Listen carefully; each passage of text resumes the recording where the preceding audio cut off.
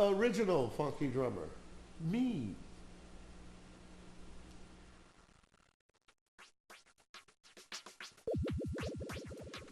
Where I raised up in Chattanooga, Tennessee is tick-tock clocks. We have wind-up clocks, and they go tick-tock, all through the night.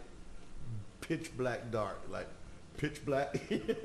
Nothing, you see nothing, and you just hear that tick-tock, tick-tock, tick-tock, tick-tock, tick, through the whole night. And that's time. And I go to sleep by that.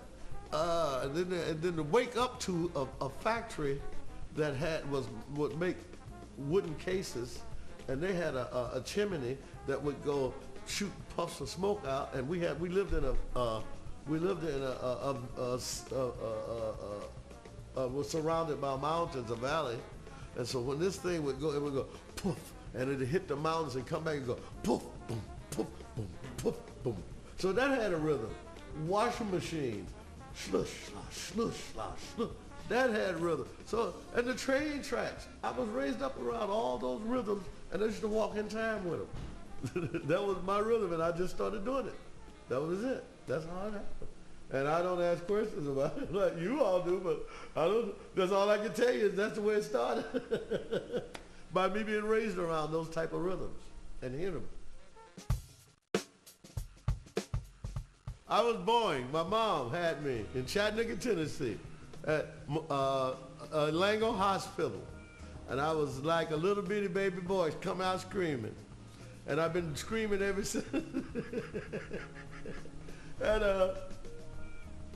I grew up in Chattanooga, Tennessee, going to school there, grade school, high school. I think I went to high school. I'm not sure. I was a little bad kid at high school age, and then I started playing in nightclubs around 13, 14, playing with bands, and had a good time. The Walking Band, that was one of them. Emmett Bonds and the Walking Band, yeah, that was cool. And eventually I graduated from Emmett Bonds and the Walking Band to the Cascades, which was a great band. That was rhythm and blues, and that was hot.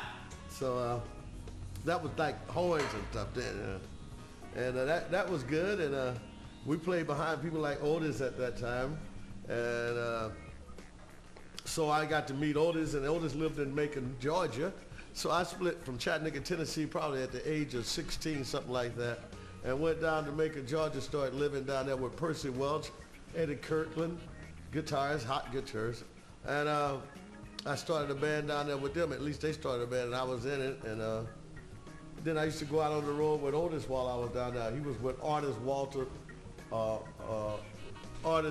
Phil Walton's Artists and Promotion. So down there, that's what he was involved in. And I used to go down over at the office and hang out, and they said, well, take some trips with Otis, and I did that. Okay, so I started playing a jam down in Macon, Georgia at this nightclub called Clint Bradley's nightclub, and James Brown was in the audience, which I didn't know at that time, and so I started jamming, and he sent some hitchman up there and said, I want to see you when you get through playing. James want to see you.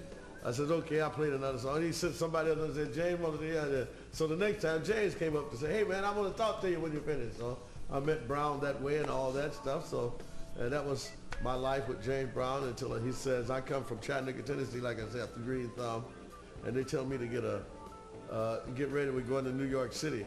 I'm going, New York City. Damn, I've just been to Macon, Georgia. And you know about New York City? And then I get to New York City, they go, get a passport, we're going to Europe. I'm going, Europe? Gee, god damn, like y'all are pushing me real fast, you know? So. Their dad had me to go in the studio and just put down drum tracks, nobody but me. Just sit in there and run drum tracks down. I like that, so I sit in there and thought of all kind of drum tracks I could do by myself and kept them as long as I could. Switched them up, changed up stuff, and I left it like that. Seriously, left it like that. The next thing I heard a big band around me. I'm going, what did I practice with these dudes? And Leo said, this is what I wrote around your drum tracks. I went, oh my God. Leo Sidran is the only person has ever captured my drum pattern, and you have the band hitting with me on places that bands don't normally hit with me. It's like, God, this CD is gonna be great. This CD is so great. I am the greatest. I am the original funky drummer. It's gonna be such a great tune too. All them tunes on there is so great. Everything is stunning. Like, so he did a hell of a job on putting musicians around my drum pattern. This is a genius, this kid, right? Yeah, the difference makes the world go round. That's a song, that's a title that I brought up to his dad, Leo's dad, Ben, and said, hey man, I got a title for a song, Difference Makes the World Go Round.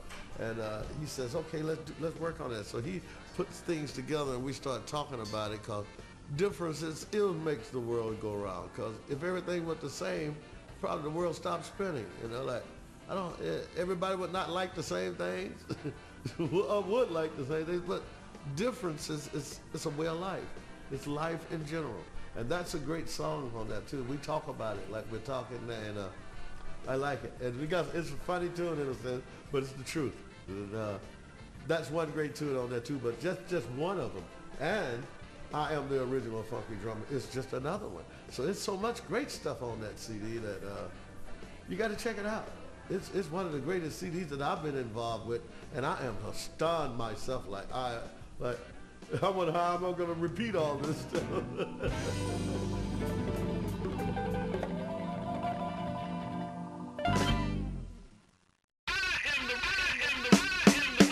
I am the original funky drummer. Check out the original funky drummer. This is the original funky drummer. Check me out, y'all.